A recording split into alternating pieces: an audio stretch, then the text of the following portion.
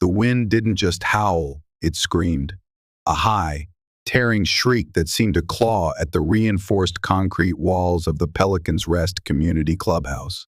Outside, Hurricane Isabella, a Category 4 monster, was savaging the Florida coastline, transforming the meticulously landscaped, upscale enclave into a terrifying, primal landscape of churning water, flying debris, and shrieking darkness. Streets vanished under storm surge. Pictures' key palms bowed and snapped like matchsticks, their fronds ripped away and flung into the maelstrom like terrified birds. Rain wasn't falling. It was attacking horizontally, propelled by gusts that hit the building like solid objects, punctuated by the sickening crunch of unseen objects disintegrating nearby. This was the raw, terrifying heart of the storm. The kind of elemental fury that shreds illusions of control and exposes the fragility of everything human-made. Inside the clubhouse, officially designated as a primary storm shelter, the air was thick and heavy. It smelled of damp clothes, collective fear, too many bodies pressed too close, and the low, reassuring thrum of emergency generators battling valiantly to keep the lights flickering overhead. People huddled in clusters on benches, on the floor, their faces illuminated by the eerie green glow of the emergency lighting, reflecting a shared spectrum of anxieties, fear for their homes left vulnerable, their possessions abandoned, the unknown fate of neighbors who hadn't made it here or hadn't evacuated. As the FEMA Chief Disaster Response Officer for this region, I, Dr. Marcus Jones, stood near the main entrance, my posture calm but my senses on high alert, observing the scene. My mind focused entirely on operational readiness. My presence wasn't symbolic, it was functional. Assessing shelter integrity against the relentless assault, evaluating capacity against the potential inflow of more evacuees, ensuring safety protocols were being strictly followed, liaising via satellite phone with the overwhelmed local emergency management EOC. These were my immediate responsibilities within the vortex of the storm.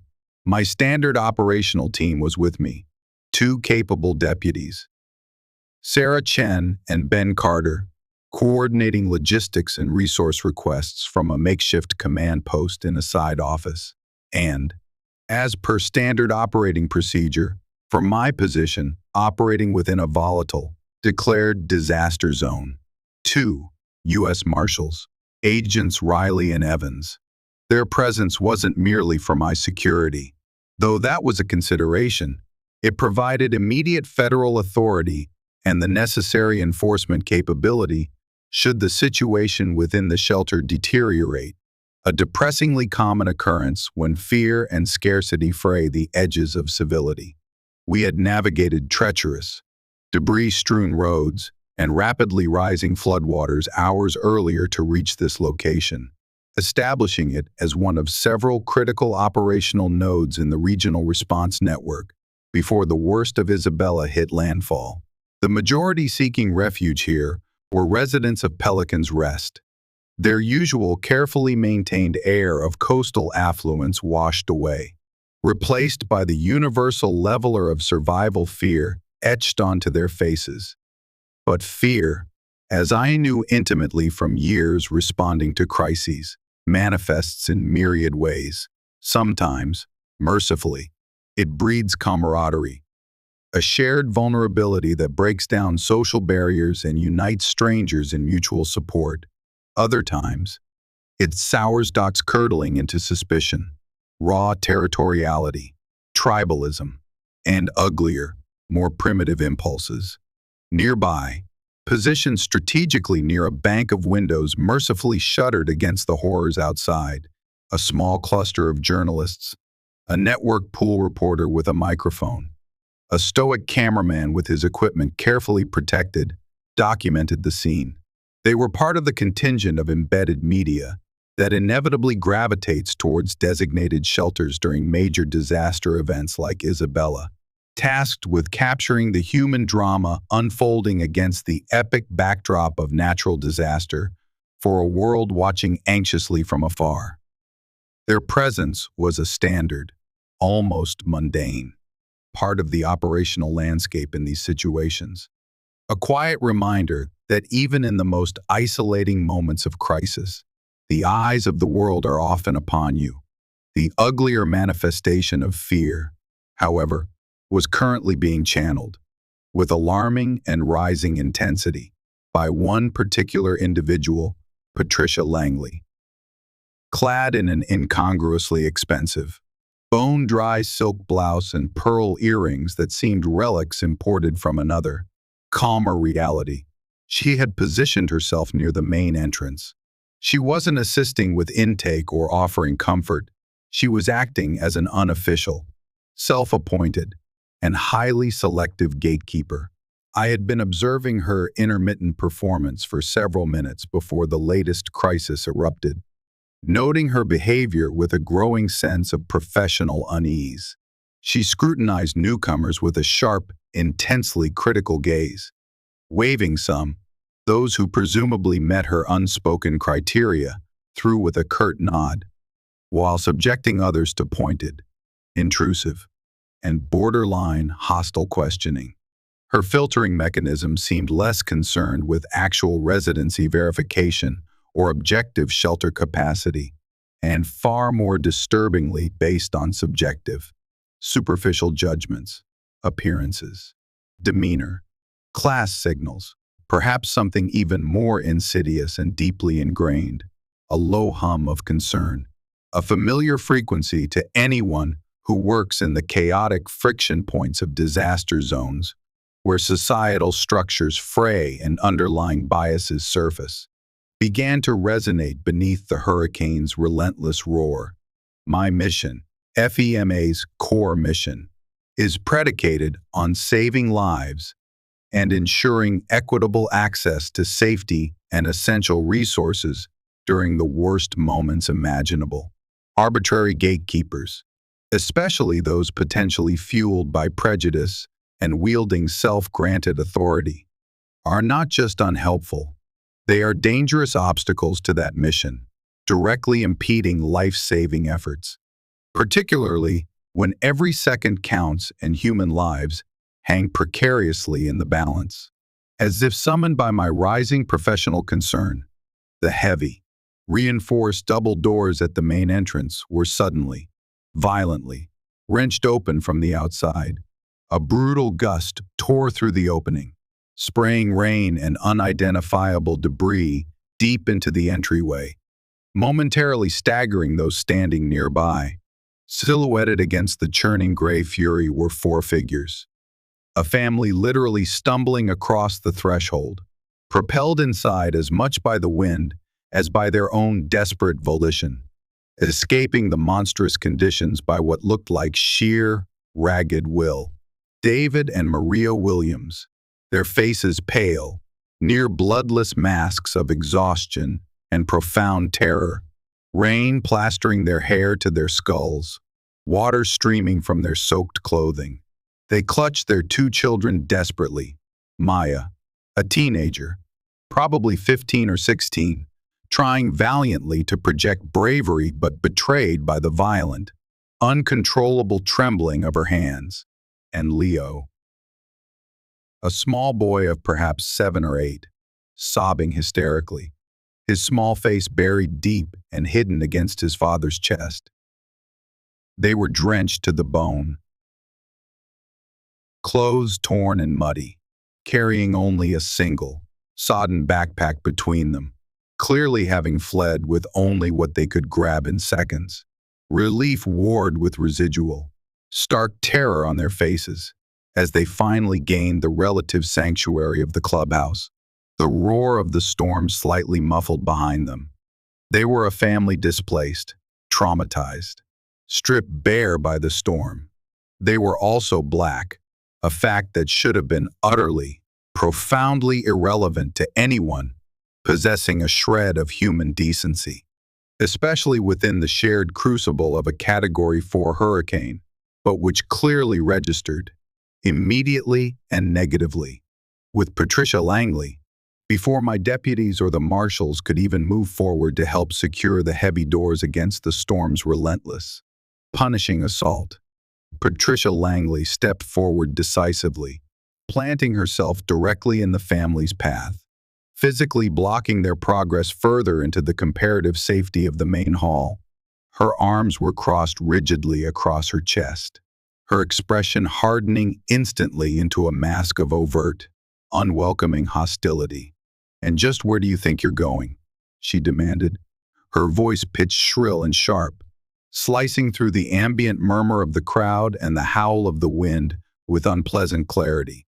David Williams, still struggling to catch his breath, instinctively shielding his sobbing son with his body, looked up, his expression clouded with bewilderment.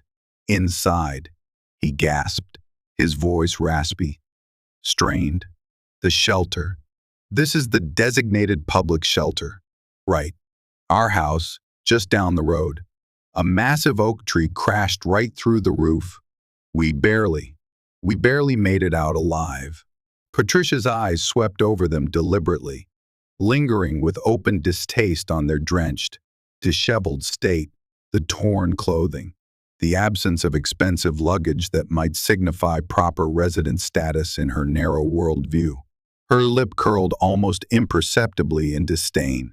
"This shelter," she declared loudly, projecting her voice to ensure her pronouncement carried to the nearby clusters of residents, many of whom were now watching the confrontation unfold, "is primarily intended for the documented residents of the Pelican's Rest community. I don't recognize you people. You can't simply barge in here expecting accommodation whenever you please." Maria Williams, despite shivering violently from cold and shock, stepped forward, her voice trembling but infused with fierce maternal desperation. "We are residents, 14, Heron Point Drive. We've lived right here for 3 years now. Please," her voice broke, tears mixing with the rainwater on her cheeks. "Our children are freezing. They're absolutely terrified." Patricia waved a dismissive, impatient hand, cutting her off mid-plea, refusing to acknowledge the distress. "Heron Point. Don't be ridiculous. I'm very familiar with the residents on that street, and your faces are not among them." A blatant lie, or willful ignorance fueled by prejudice. This is an upscale, private community. The implication hung heavy and ugly in the air. You don't belong. This shelter is nearing capacity with actual residents who followed proper procedures. Another demonstrable falsehood. While crowded, the large hall clearly had available space along the far walls, and I had personally witnessed her wave through the last half-dozen arrivals, all white, without a single question about residency or procedure. Her objection wasn't logistical, it was rooted firmly, undeniably, in prejudice. "You're probably just trying to take advantage of the chaos," she added, her voice dripping with poisonous suspicion, loud enough for others to hear clearly. "Looking for an opportunity, exploiting the situation." The unspoken accusation, looters, outsiders, undesirables, was crystal clear in her tone, her stance, her accusatory glare. The vile, baseless insinuation struck David like a physical blow. His eyes flashed with righteous anger, a spark of fury momentarily overriding the exhaustion and fear. But his overriding instinct remained the primal protection of his family. "MAAM, that is outrageous. We live here. We pay our taxes. We pay our damned HOA dues just like everyone else. Our home is likely destroyed. Look at my children. Can't you see they need shelter? We need shelter." His voice cracked on the last words, desperation and fury warring within him, his helplessness palpable. Leo's terrified sobs intensified, muffled against his father's soaked jacket, a small, heartbreaking sound amidst the roar. "I don't care what fabricated story you concoct." Patricia snapped back venomously, digging her heels in, planting herself more firmly as an immovable barrier between the family and safety. You are not coming any further into this facility. This shelter is for us, you people.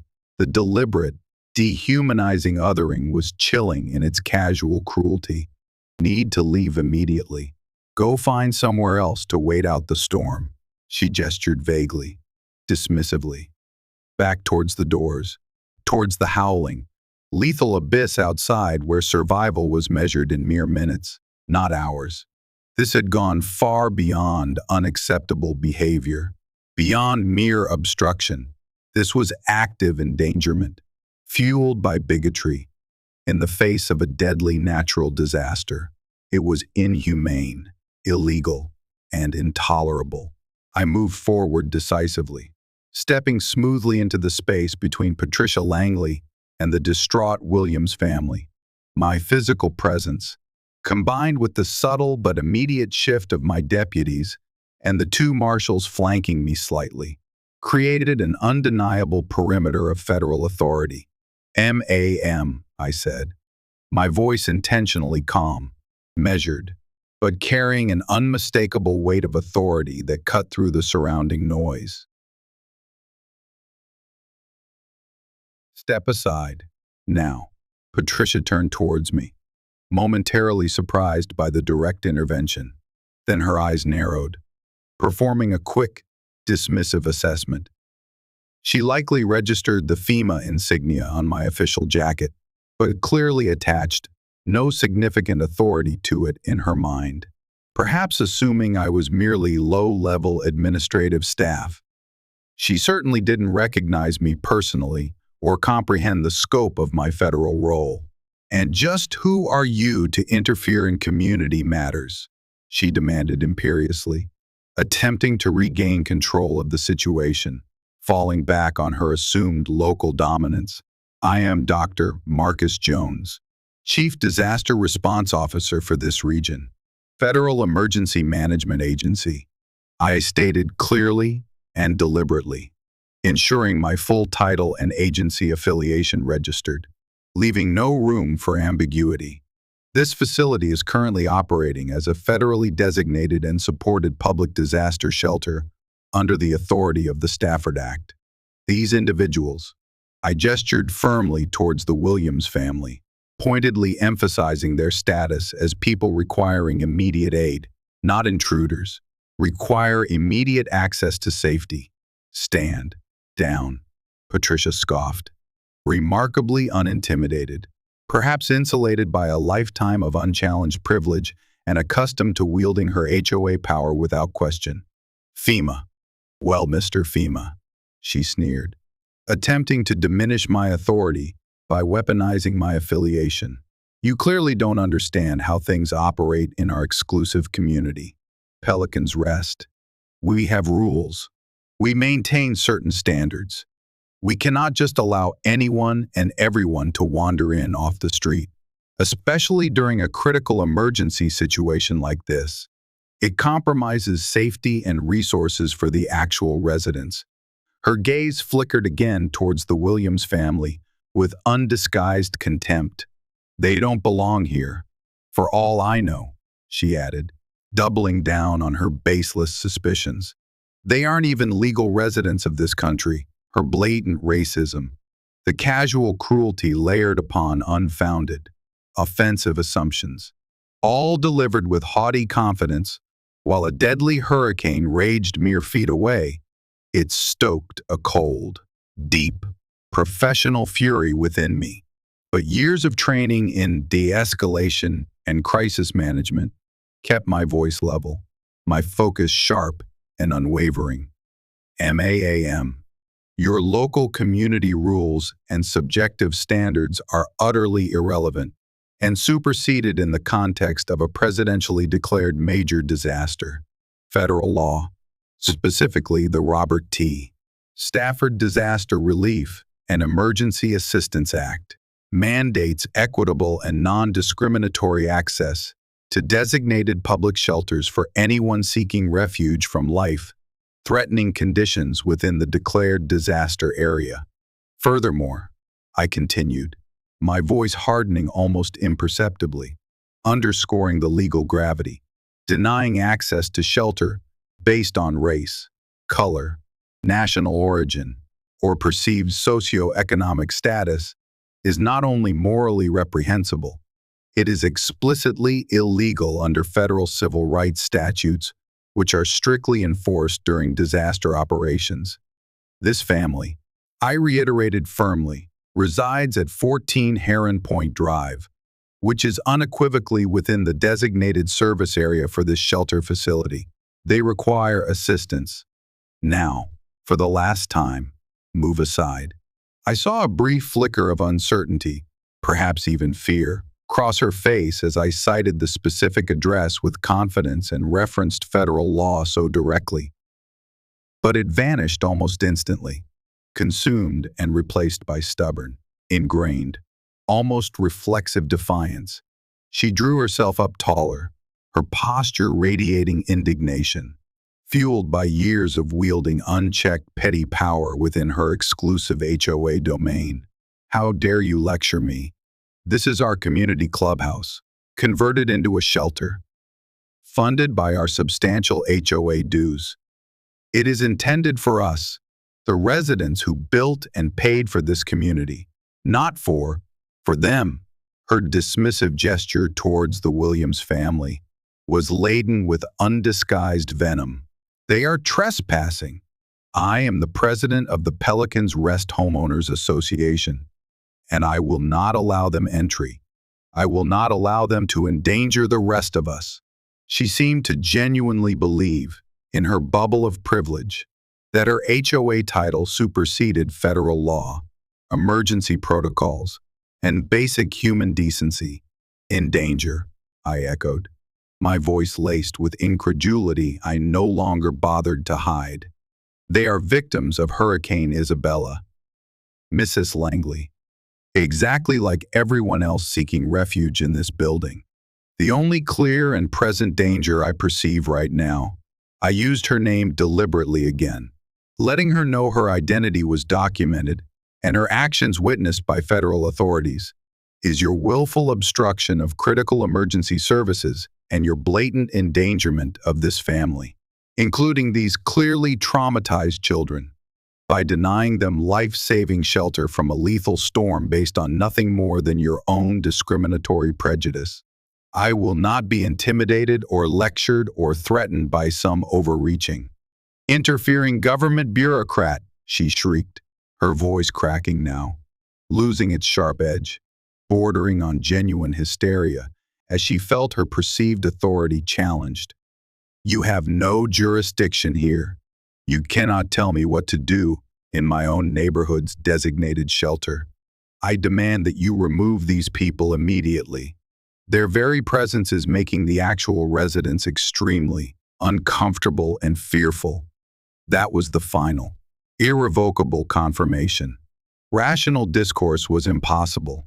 Her actions were not just offensive or obstructive, they were actively harmful, demonstrably illegal, and represented a direct impediment to the life-saving mission I was federally mandated to oversee. Outside, the hurricane roared its impartial fury, a deafening reminder of the lethal stakes involved in delaying access to shelter even for a few more minutes. I made brief, decisive eye contact with the lead U.S. Marshal, Agent Riley, positioned slightly to my right. He met my gaze, understanding immediately. I gave a slight, almost imperceptible nod, conveying the necessary command.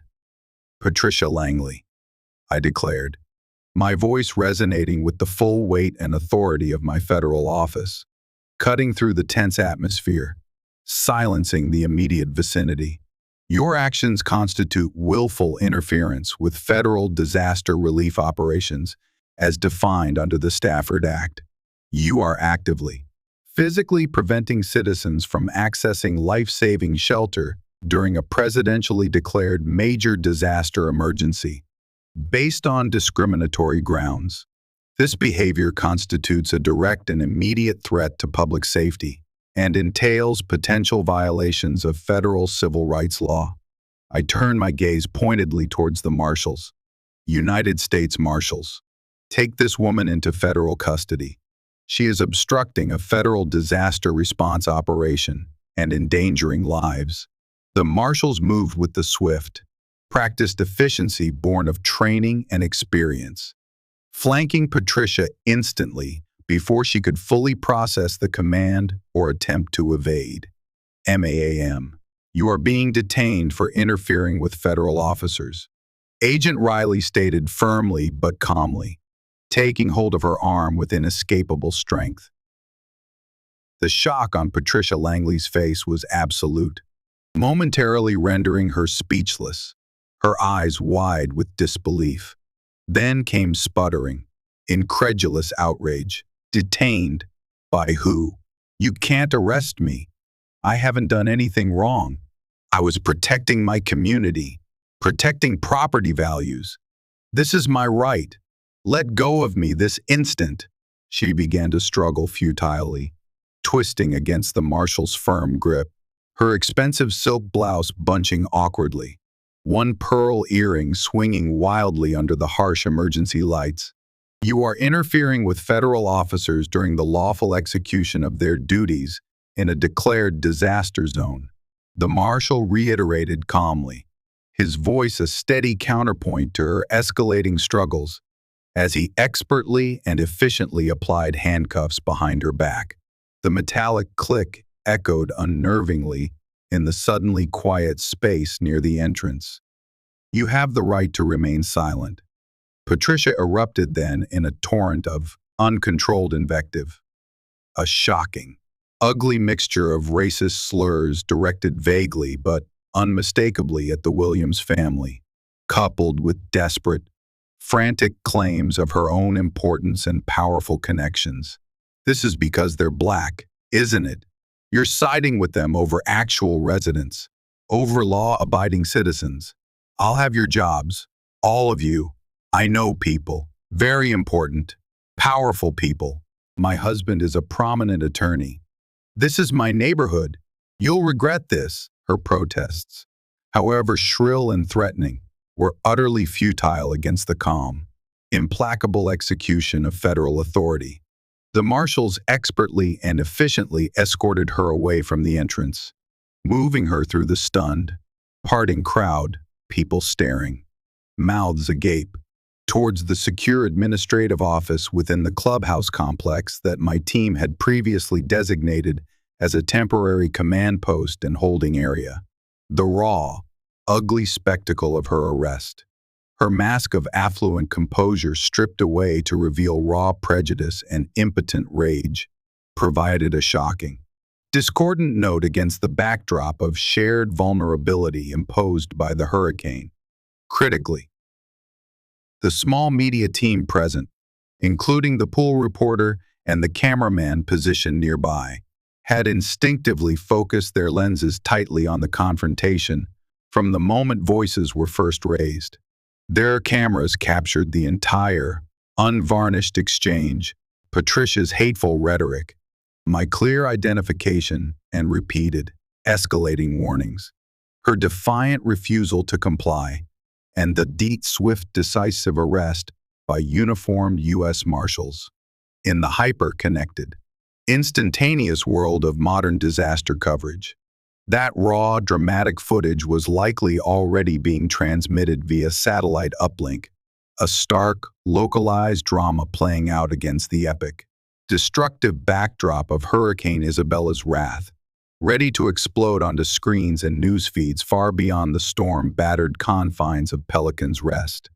My immediate priority snapped back, laser-focused, to the Williams family, who stood huddled together near the doorway, looking stunned, exhausted, and overwhelmed by the rapid, terrifying turn of events they had just endured after surviving the storm's direct hit. I personally walked with them further into the relative calm and safety of the main hall, signaling my deputies, Chen and Carter, to immediately bring blankets, dry towels, and bottled water. "Welcome," I said, consciously softening my voice, trying to offer what I hoped was a genuinely reassuring smile. "I am so sorry you had to experience that. You're safe now. Let's get you dried off and find you a comfortable space to rest." Maria Williams burst into tears again, but this time they were clearly tears of profound, bone-deep relief, her body sagging against her husband's as she hugged her children tightly. David Williams reached out and grasped my hand, his grip surprisingly strong despite his exhaustion, his voice thick with emotion. "Thank you, Dr. Jones. Thank you so much." We saw the tree coming down. The whole roof caved in. We didn't know where else to go. We really thought we wouldn't make it. I gave his hand a reassuring squeeze, then turned and addressed the hushed, watching crowd in the shelter, my voice projecting calmness, but carrying undeniable authority. "Listen up, everyone," I had called out, ensuring all could hear clearly. "This is a FEMA-supported public shelter. Let me be perfectly clear. It is open and available to anyone displaced or endangered by Hurricane Isabella, regardless of where you normally live, who you are, or what you look like. Our only priority here is life safety. We help each other. We treat each other with dignity and respect. That is the only way we get through disasters like this." I paused, letting the message sink in, meeting the eyes of those closest. FEMA personnel, working alongside local emergency authorities, are coordinating operations within this facility. Please cooperate fully with my team and the designated volunteer shelter staff. Let's focus on keeping everyone safe, supporting each other, and riding out this storm together. The message was unambiguous. Patricia Langley's self-appointed, discriminatory reign was definitively over. Order, decency, and federal authority were now firmly established. The storm continued its terrifying assault on the building for several more hours, the wind shrieking, the structure groaning under the strain, rattling the shutters and testing the integrity of the roof. But inside the Pelican's Rest clubhouse, a subtle yet palpable shift began to occur in the atmosphere. The shock of Patricia's public arrest, the assertion of clear authority, seemed to break a certain tension, perhaps puncturing the bubble of entitlement that had allowed her behavior to go unchallenged. People began to interact more freely, sharing stories of their own close calls, offering comfort and reassurance to strangers. Crucially, several residents, faces etched with shame or perhaps just basic human empathy, approached the Williams family. They offered them dry clothes from their own go-bags, shared precious snacks and bottled water, engaged the children in quiet conversation to distract them, offered sincere words of welcome and explicit apology for what they had witnessed at the door. The shared, overwhelming danger outside, the equalizing force of the hurricane, seemed to slowly, tentatively, dissolve the artificial social barriers Patricia had so desperately, hatefully tried to erect and enforce, revealing a fragile but heartening sense of shared humanity beneath the pervasive fear. As predicted by my team, the footage of Patricia Langley's arrest amidst the chaos of the hurricane became an instant, explosive news sensation, even with widespread, dramatic storm coverage dominating the airwaves nationally.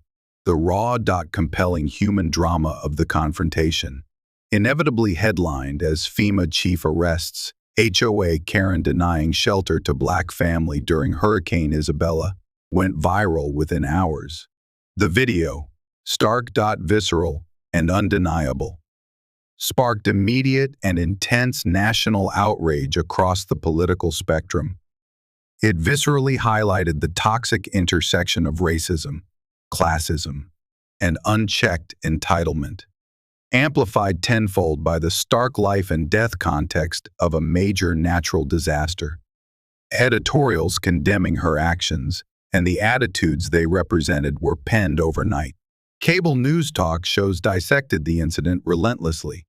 Politicians from both parties issued strong statements denouncing discrimination in disaster relief and praising the decisive federal intervention.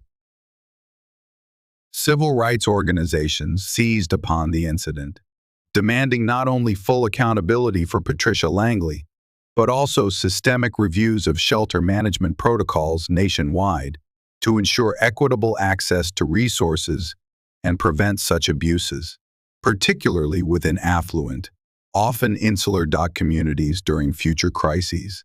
For Patricia Langley, the consequences were swift, severe, and utterly ruinous.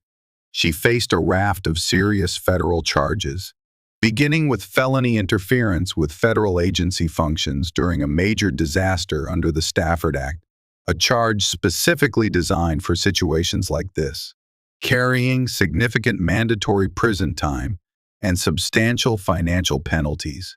Federal prosecutors, spurred by the intense public scrutiny, the clear video evidence, and pressure from civil rights groups, also pursued investigations into potential criminal civil rights violations related to housing discrimination, given the shelter's primary function serving the HOA community, which she explicitly tried to enforce discriminatorily, and potentially additional state-level charges for reckless endangerment filed by local authorities. Her trial was a high-profile affair, closely followed by national media outlets. The video footage, played repeatedly in court, proved irrefutable. My testimony, alongside the detailed, corroborating accounts of the U.S. Marshals, my deputies, the Williams family, who recounted their terrifying experience with quiet, compelling dignity, and several other witnesses from the shelter who bravely came forward, painted a damning, coherent picture of her calculated cruelty and deliberate obstruction. Motivated by blatant prejudice, all while lives were actively at risk from the raging storm outside. Her expensive defense team's attempts to portray her as merely panicked, misunderstanding the situation, suffering from temporary stress, or simply enforcing legitimate pre-existing community rules, crumbled under the weight of her own recorded words and actions, which revealed clear discriminatory intent. She was convicted by a jury on multiple federal counts. The presiding judge, in delivering the sentence, delivered a scathing rebuke from the bench, citing her shocking and appalling lack of basic humanity during a time of profound collective crisis, her dangerous and arrogant abuse of perceived privilege, and her callous actions which directly endangered the lives of vulnerable individuals, including innocent children, based on nothing more than bigotry. She was sentenced to 5 years in federal prison, coupled with substantial fines and court-ordered restitution payments. The civil suits inevitably followed the criminal conviction. The Williams family, represented by a prominent national civil rights law firm that took their case pro bono, sued Patricia Langley personally for the severe emotional distress, trauma, public humiliation, and endangerment they and their children suffered due to her discriminatory actions at the shelter door. Their case was exceptionally strong, bolstered by the viral video evidence and the outcome of the federal criminal trial. The civil jury awarded them significant compensatory and punitive damages, sending a clear message about the cost of such behavior. Combined with the hefty federal fines and restitution orders, Patricia Langley was left financially devastated. Her assets, including her luxurious house in Pelican's Rest, the very exclusive enclave she had claimed to be protecting through her exclusionary actions, were seized and liquidated by the courts to satisfy the numerous judgments against her. Her life of insulated, affluent privilege collapsed entirely, leaving her with only a lengthy prison sentence, enduring public infamy, and the bitter ashes of her own self-immolation in the difficult, storm-scarred aftermath of Hurricane Isabella. The affluent community of Pelican's Rest faced a painful, public reckoning, forced to confront the ugly prejudice that had festered beneath its manicured lawns and picturesque facades.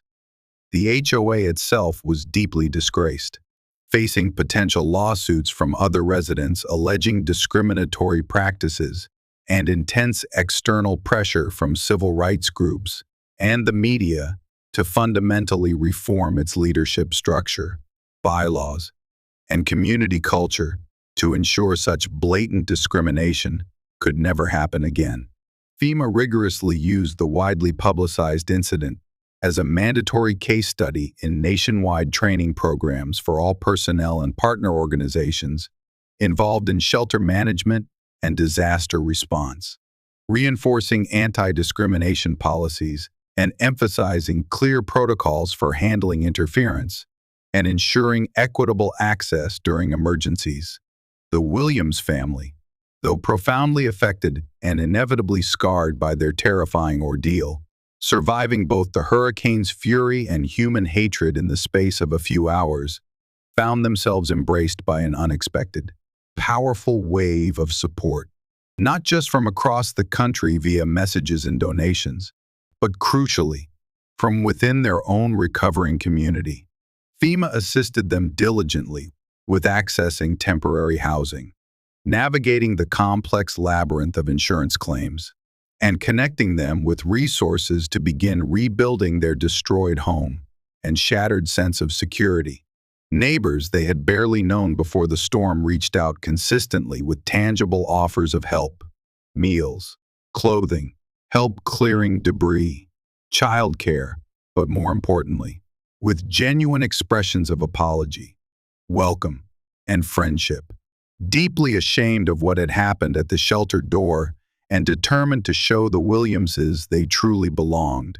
While initially reluctant to become public figures, their quiet resilience and dignity in the face of both the natural disaster and the human-made hatred they encountered made them powerful, relatable symbols of the ongoing struggle against prejudice, their story resonating deeply even amidst the widespread chaos and wreckage left by the hurricane. For David and Maria Williams, the path to emotional recovery was long, uneven, and arduous.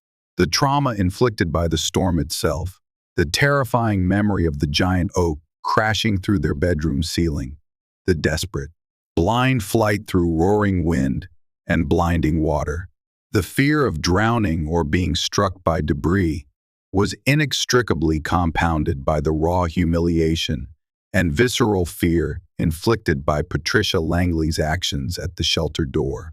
Young Leo suffered recurring nightmares for months, terrified of thunderstorms and suddenly wary and fearful of unfamiliar white faces, especially women who resembled Patricia. Maya, forced to confront such blatant, ugly racism at a moment of extreme vulnerability, became quieter for a time, more watchful, grappling internally with difficult questions about safety, justice, and belonging that no teenager should have to navigate alone. David wrestled privately with lingering currents of rage, the feeling of powerlessness in protecting his family, not just from the storm's fury, but from the casual cruelty of human prejudice.